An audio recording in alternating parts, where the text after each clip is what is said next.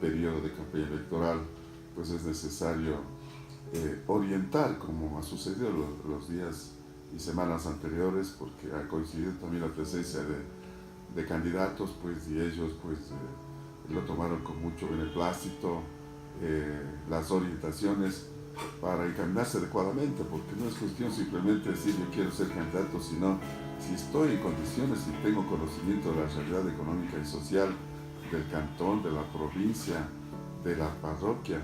No es cuestión simplemente de querer figurar, sino de querer servir y servir con profesionalismo. Buenos días, Cristian. Bienvenido a Radio Católica Panorama Informativo. Muchas gracias por la invitación. Un saludo cordial también a los amigos que nos escuchan y a Radio Católica.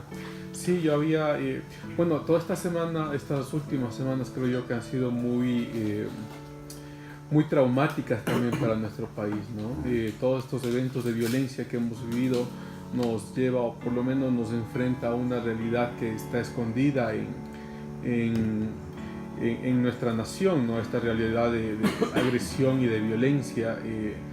Y acá también en la provincia hay muchas, en la ciudad hay muchos eventos que han pasado que nos confrontan con esta misma realidad, ¿no? Entonces, de todas maneras, mi solidaridad con aquellas personas que han sufrido todos estos eventos, sobre todo también con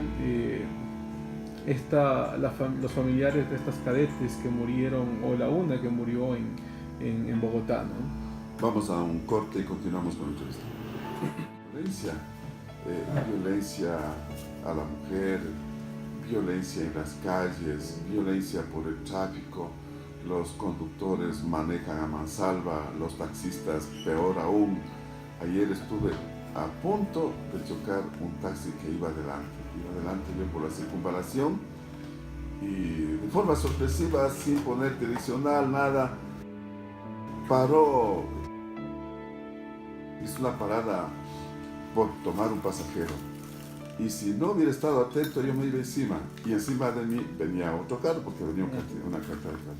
Es lo que pasa. ¿Qué pasa con los taxistas, los buceros? ¿Qué pasa con la ciudadanía? ¿Qué pasa con los padres de familia? Aquí en Riobamba, pues en días anteriores hubo el asesinato de un niño de 12 años a un adolescente de 14 años que habían sido familia. Claro que ya supimos los antecedentes, los padres se encontraban en diferentes cárceles, ¿no? O sea, una situación bien crítica. ¿Qué nos comenta, Cristian? Yo quisiera pensarlo quizá de unos 3 puntos de vista, ¿no? A mí necesariamente se me viene a la mente la aceptación de este sistema de legalidad del uso de estupefacientes, ¿no? Es decir, esta tablita que salió y que todavía está vigente, nos enfrenta, me parece a mí, con una accesibilidad a que llevan a los jóvenes a enfrentarse con su depresión, o tratar de manejar sus asuntos familiares de una forma subrepticia, ¿no?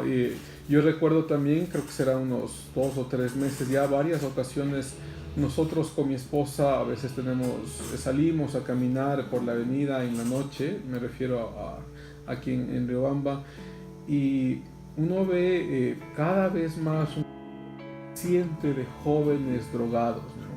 Y uno diría, ¿cómo se da cuenta de eso? Me parece que es muy clara, ¿no? Por lo menos el olor que expiden es muy notorio cuando se fuma, sobre todo marihuana, y la actuación de los chicos, ¿no? En estas 2 ocasiones que me estoy refiriendo, eran 2 chicos jóvenes, 18 o 17 años, con botellas amenazando a la gente 10 de la noche. Y uno piensa, esto no pasa necesariamente si es que no hay por detrás todo un uso de estupefacientes, ¿no? Y como bien mencionaba, este caso de estos jóvenes y el historial de los padres nos lleva a pensar de que hay este elemento ahí que comúnmente, pero que está ahí metido, ¿no? Hay muchos estudios también, y esto nos lleva a de personas con usos de estupefacientes, madres embarazadas cuyos sus hijos también salen con la misma adicción desde pequeños, ¿no? Claro, claro. Entonces, me parece que es uno de los factores. Otro de los factores que está ahí rondando es yo lo había escrito hace poquito, esta suerte de educación de la generación de los millennials y de los centennials, ¿no?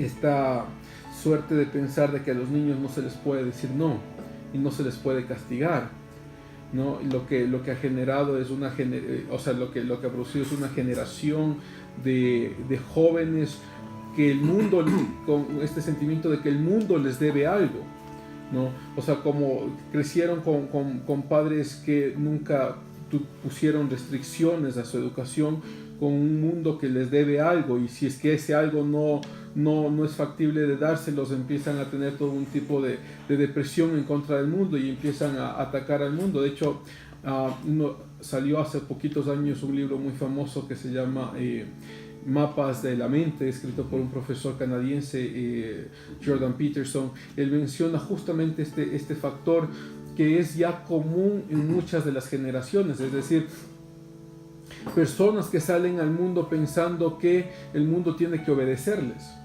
¿no?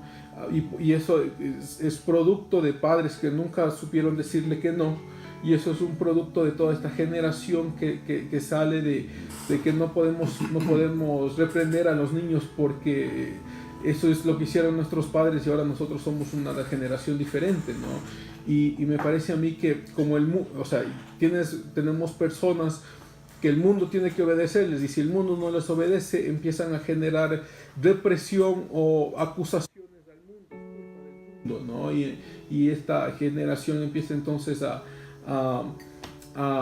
visualizar formas de salirse de esta descabellada educación que hemos generado, ¿no? Sí, lo que usted acaba de decir realmente se concreta en hechos de la vida diaria. En todas estas décadas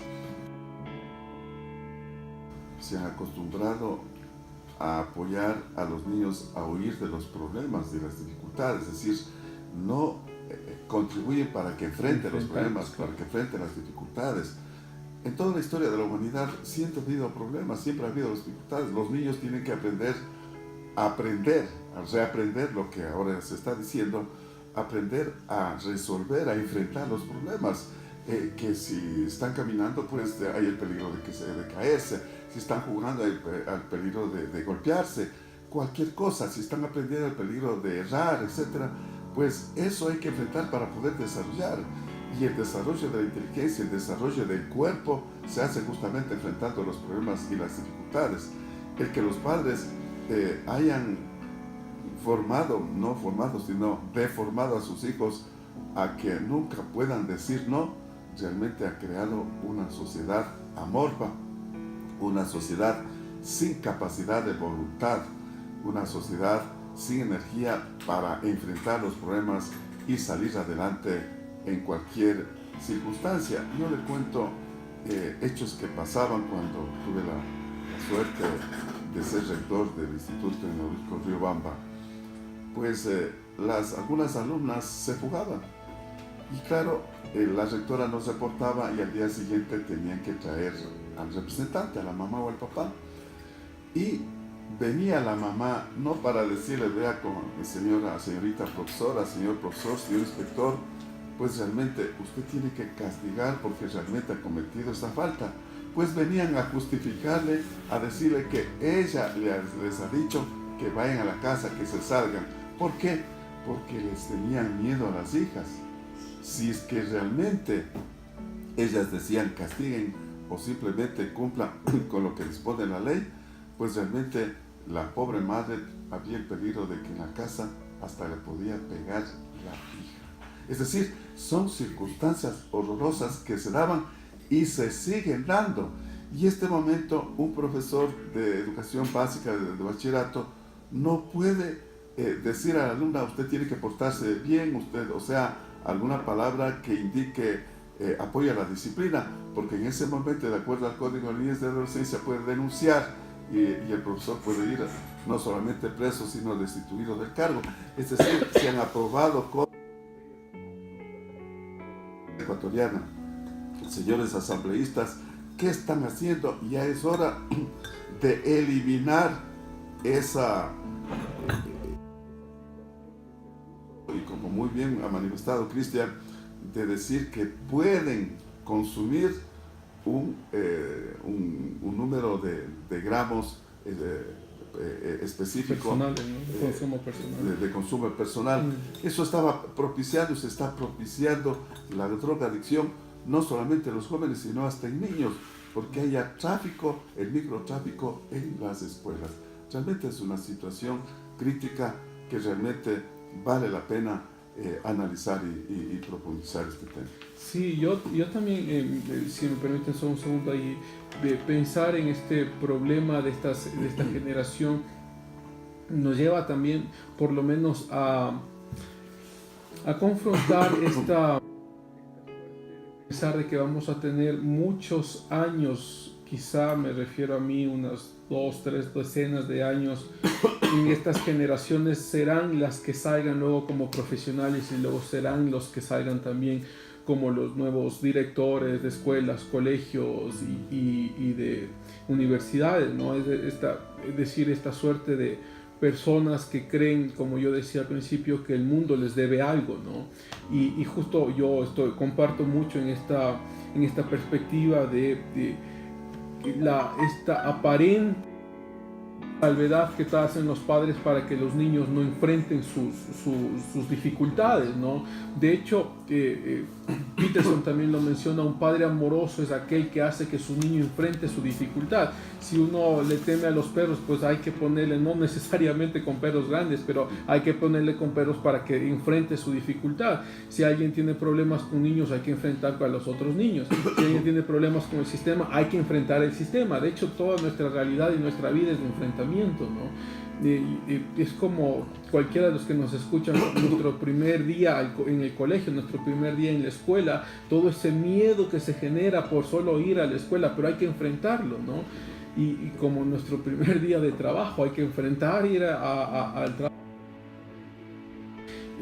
Tenemos ahí quizá dos problemas grandes, ¿no?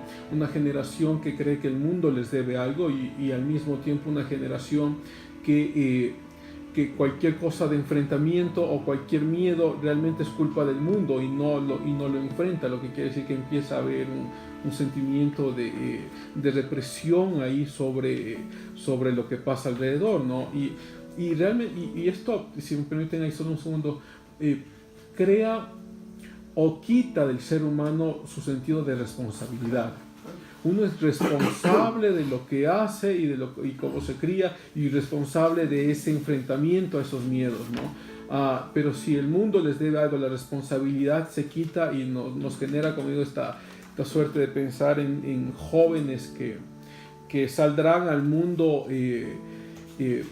enojados ya con el mundo no les obedece, ¿no? Y ese enojo trae todas estas situaciones de violencia. A mí me parece que es preocupante. Y lo otro del uso personal de drogas viene de toda esta ideología de izquierda, de pensar de que la libertad está sobre las restricciones que pueda poner la cultura. Pero a mí me parece, si me permite todavía, Hugo, a mí me parece el sentido de libertad va mucho más allá del hacer lo que uno quiera. En el sentido de libertad, uno es más libre en la capacidad de poder decir no.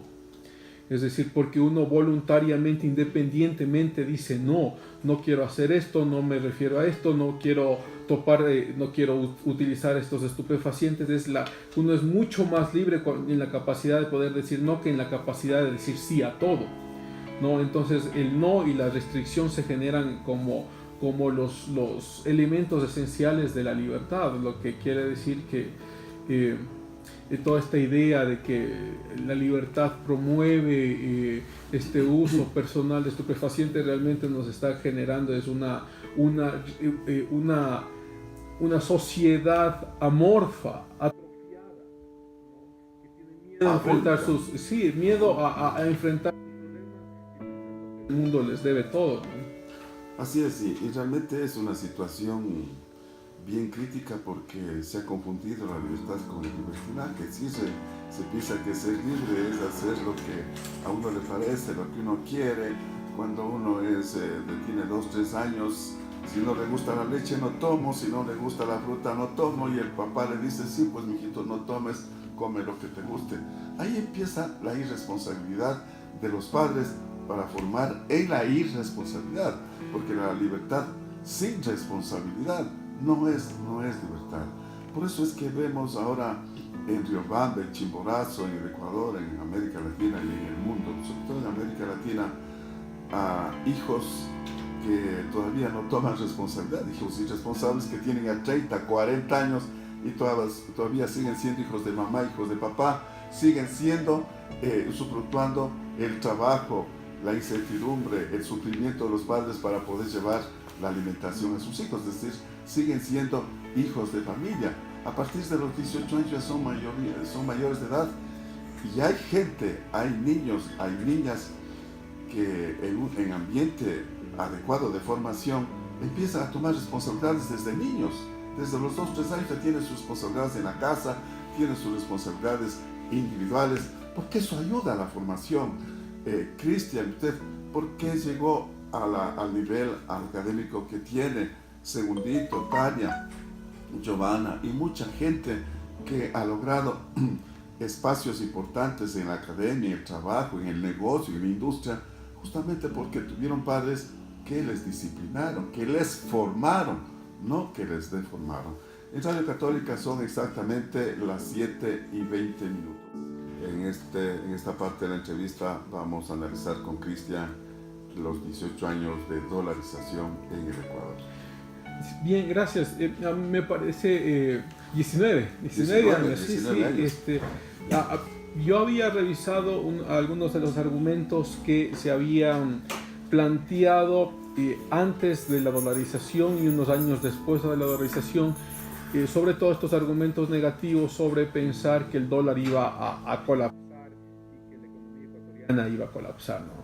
Uno de estos argumentos tiene que ver con la comparación que se tenía con el ejemplo de la convertibilidad en Argentina, ¿no? La convertibilidad en Argentina había fallado y se pensaba que en el caso ecuatoriano iba a pasar lo mismo, pero llevamos 19 años en el que esto no ha sucedido, y yo creo que es por dos elementos importantes, dos elementos esenciales, ¿no? El primero, pensar que la moneda en Argentina no es lo mismo que la moneda en Ecuador. La convertibilidad en Argentina tenía dos monedas, lo que quería decir que las reservas monetarias tenían que estar apoyando la oferta monetaria de estas dos monedas. En el caso ecuatoriano no tenemos dos monedas, sino que tenemos una sola moneda, que es el dólar, y la reserva monetaria, aunque legalmente no se comporta para el respaldo de la moneda, sino para el respaldo de las cuentas del Banco Central, nos provee esta suerte de pensar de que no fueron nunca dos sistemas paralelos, dos sistemas iguales, no, sino que fueron dos sistemas diferentes, ¿no?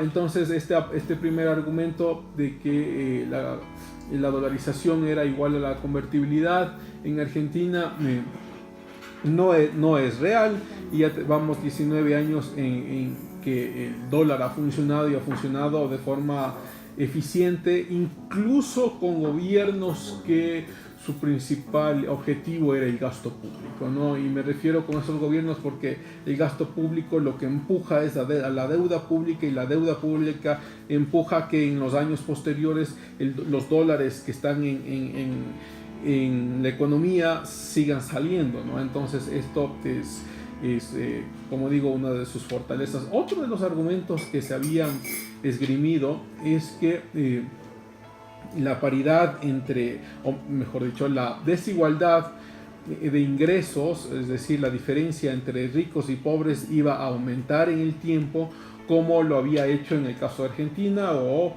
se planteaba en ese rato lo que como moneda universal, ¿no? Aparte de el balboa. Y lo que tenemos es que los datos del Banco Mundial nos muestran algo diferente. De hecho, en el caso de Argentina es el único caso hasta el coeficiente de Gini, que es este coeficiente que mide la desigualdad de los ingresos, aumentó, lo que quiere decir que la convertibilidad en Argentina sí abrió el espacio para que la diferencia entre ricos y pobres aumente, pero no pasó lo mismo en Ecuador y no ha pasado lo mismo en Panamá, que utilizan el dólar como moneda de cambio, como moneda de uso, ¿no? Entonces en el caso tengo acá los datos. En el caso de Ecuador, el coeficiente de Gini baja desde el año 2000, es lo que quiere decir que la diferencia entre ricos y pobres se ha ido disminuyendo, y esto tiene que ver con el uso de la moneda, más allá de los... Hemos tenido gobiernos de derecha y gobiernos de izquierda, y el coeficiente de Gini ha seguido disminuyendo, y lo mismo en el caso de Panamá, el coeficiente de Gini ha seguido disminuyendo. Entonces, estos dos elementos que se pensaba antes de la dolarización, de que el dólar iba a fallar igual que falló la convertibilidad en Argentina, no es verdad. Vamos 19 años y no ha fallado, porque los sistemas no son iguales, ¿no? Monedas, acá tenemos una sola. Y este otro argumento de que la desigualdad de ingresos, que la diferencia entre ricos y pobres iba a aumentar, y esto no es verdad. De hecho, los datos nos muestran algo. Como también al ciudadano normal y común. Sí, el dólar depende de la capacidad del sistema ecuatoriano de atraer los dólares, porque no podemos producir dólares acá, ¿no? Claro. Lo único que se puede producir es moneda fraccionaria, y eso también con ciertas restricciones. Entonces, las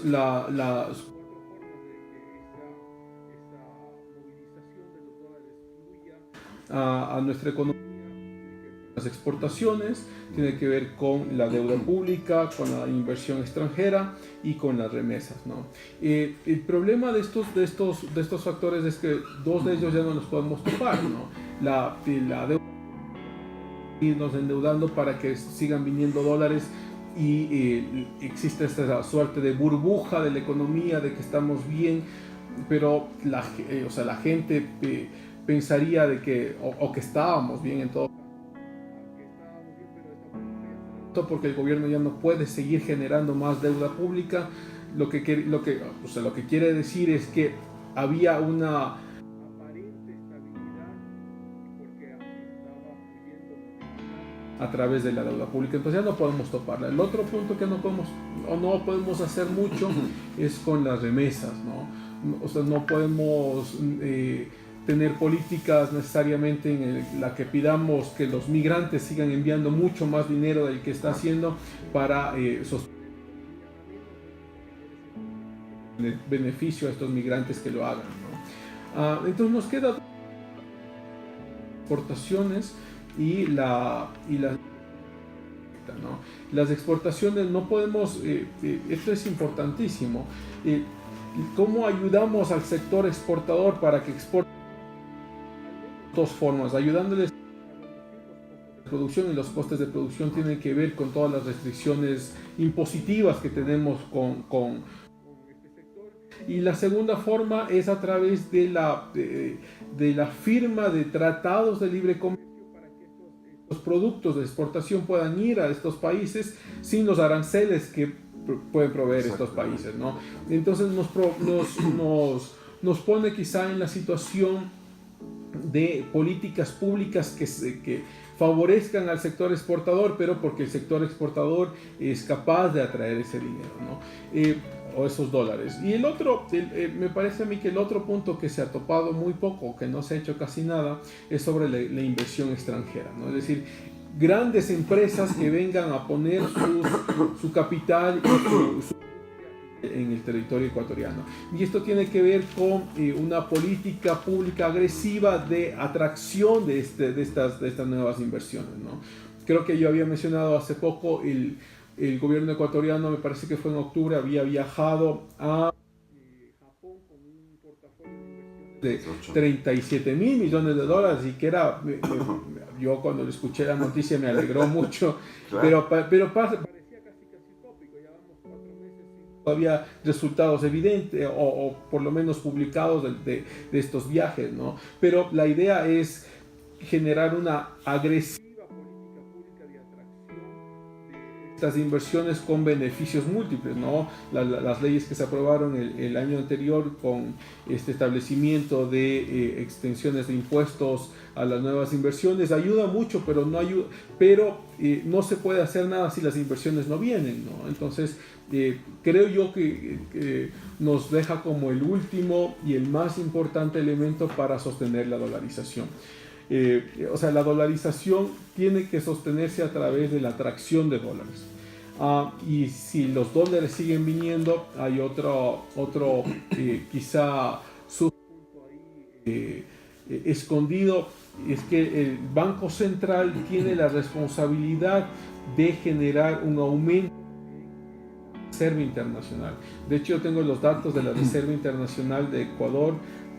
Y la reserva hasta el 2017 ha ido cayendo y esto es preocupante de tener más o menos 5.000 millones de dólares a tener alrededor de 3.000 millones de dólares, un poco menos realmente. Poco menos. Lo que quiere decir es preocupante porque eso refleja que los depósitos han disminuido, pero refleja también que nuestro colchón de apoyo para la dolarización ha disminuido. Entonces este colchón tiene que aumentar y la única forma de aumentar es que los depósitos crezcan y que el gobierno no haga uso de esta reserva, Ese es el peligro. Como lo hizo el gobierno anterior. Claro, y por eso también hay una especie de total desconfianza de parte de los inversionistas extranjeros, inclusive de los inversionistas nacionales, que han preferido sacar el dinero fuera del país por todas las restricciones y toda la política agresiva en contra de la inversión nacional e internacional por parte del Correato, ¿no? Entonces, recuperar la confianza no es fácil, ¿no? Se está buscando los mecanismos para hacerlo. Además, no se aprovechó el periodo de bonanza petrolera. Es decir, esa era la época para fortalecer este colchón, la Reserva Monetaria Internacional, y también para poder realizar obras que realmente beneficien al país, no obras faraónicas con sobre 400 o 500%, ¿no? Realmente es algo insólito, ¿no? Insólito para la economía del país. Y ahora, yo creo que sería importante también hablar, aparte del tema de la inversión extranjera y del incremento de las exportaciones, ¿qué es lo que aconsejaría para el ciudadano normal y común, para el microempresario, el pequeño empresario, el mediano empresario, para las personas que quieren emprender, pero que a veces también, además de las trabas de los municipios para conseguir un permiso, qué es lo que podrían hacer para darles esperanza en su pequeña o mediana o gran inversión? Sí, solo un comentario previo nada más sobre el tiempo del Correato. A mí siempre me enfrenta con estas dos ideas, ¿no? El capitalismo se basa en el ahorro, pero estas versiones socialistas dentro de la democracia se basan en el consumo. Lo que quiere decir que el gobierno tenía que consumir mucho más y más y más y cada vez más para que la gente piense que hay cierta prosperidad, ¿no? Claro, para que existe esta burbuja. Una falsa bonanza, ¿no? Y me recuerda también a este ejemplo de Noruega. Noruega es uno de los países desarrollados que sí tiene petróleo. ¿Y qué hizo Noruega con los beneficios petroleros?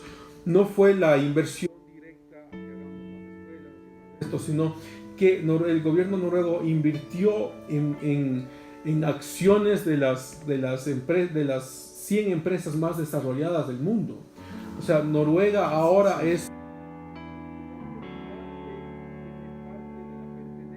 de las 100 empresas más grandes, lo que quiere decir que cada vez que Google siga creciendo, cada vez que Facebook o que Microsoft siga ganando más dinero, el gobierno de Noruega seguirá ganando más dinero. Porque ahí es una está forma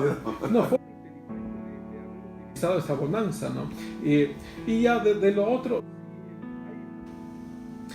yo siempre creo que nuestro, sobre todo Chimborazo está lleno de emprendedores, ¿no? Nosotros tenemos microempresarios por todo lugar. Es este problema burocrático de cómo generar industria, porque hay todos los permisos que uno tiene que sacar, e incluso los contratos que uno debe tener con sus trabajadores antes de empezar ni siquiera a laborar, ¿no? Nos confronta con este problema burocrático que tenemos, pero como recomendaciones me parece que al menos dos ideas que deben salir ahí, ¿no? El primero, esta idea de ahorro. Yo sé que en algunos casos se comporta como una imposibilidad, pero el ahorro es importante para cualquier negocio. Lo que quiere decir es que todo negocio tiene que salir con una inversión, y esa inversión normalmente se la piensa como préstamo. Tenemos que sacar ciertos préstamos en el banco y las cooperativas. Y la problemática siempre es que los préstamos, sobre todo en cooperativas, resultan ser muy caros, ¿no? Claro, tiene una racionalidad por detrás porque son préstamos de mayor riesgo y demás, pero resultan ser muy caros, y eso nos enfrenta, como digo, a esta necesaria planificación económica familiar, de que uno tiene que ahorrar de lo poco que uno le ingresa. Hay algo, que ser destinado para el ahorro, ¿no? Y este ahorro, después de algún tiempo determinado, podrá ser utilizado como una primera inversión, ¿no? Y lo otro, que debemos empezar a pensar en negocios creativos. Exactamente. Riobamba y Ecuador y que son copia de lo que está pasando bien con otros negocios. Entonces si ustedes recuerdan, en los 90 más o menos había este boom de las cabinas telefónicas. Claro. Y porque, claro, muchos de nuestros familiares habían migrado y la gente necesitaba comunicarse con sus familiares, entonces íbamos a la cabina que nos hagan una conexión a internet. Y no había mucho celular. Y no había, claro, y no, la tecnología todavía estaba desarrollándose, entonces era un boom. Y este boom se copió a casi una gran parte de la sociedad para llamar, ¿no? Y luego este boom empezó a decaer, ¿no? Y ahora ya no cabinas telefónicas, ¿no? Entonces lo que nos lleva necesariamente, como digo, es a pensar en negocios creativos, no necesariamente negocios que ahora son rentables quiere decir que la copia va a ser también rentable, ¿no? Entonces negocios creativos, y Riobamba está, como digo, llena de empresarios y de empresarios que están siempre pensando en nuevas formas de hacer dinero, ¿no? Entonces, por lo menos esas dos recomendaciones serían de mi parte. Ser entrevistas con el mensaje final de Cristian. Sobre todo quisiera el mensaje a los candidatos a las próximas elecciones. Muchas gracias. Yo muy agradecido siempre del espacio que me dan acá y de la invitación semanal para hablar aquí con la gente que nos escucha, ¿no? Yo creo, y esto quizá podemos hablar la próxima semana, hay 3 características que yo buscara de un candidato. La primera, una definición ideológica clara, es decir, si es que soy de derecha, decir que es de derecha y qué es lo que cree; si soy de izquierda, decir que es de izquierda y qué es lo que cree, qué es lo que está por detrás, porque hay muchos elementos que yo quisiera saber, ¿no? Así como muy rapidito, yo quisiera saber de los candidatos qué es lo que piensan, por ejemplo, del aborto, qué es lo que piensan de los grupos de LGTBI, ¿no? O sea, yo quisiera saber eso para saber por quién voto, ¿no? A mí me parece que es esencial. Lo otro, tener una amplia desarrollado, sea en el sector privado o en el sector público, pero una larga. Creo que en los candidatos lo podemos descifrar, me parece a mí, con quién tiene ese perfil. Y por último, el conocimiento necesario para entrar a la administración pública, ¿no? Y son 3 elementos que, como digo, podemos quizá desarrollar la próxima semana, pero que nos lleva sobre todo a nosotros, a la ciudadanía, algo que estábamos hablando entre micrófonos, de usar nuestro voto inteligentemente para, por un lado, castigar a aquellas personas que sabemos de todas lo que han hecho con dineros públicos, y por otro lado, poder sí tener personas que nos representen de forma honesta y de forma creativa, ¿no? Que lleven a Riobamba a generarse como un foco de desarrollo en el país.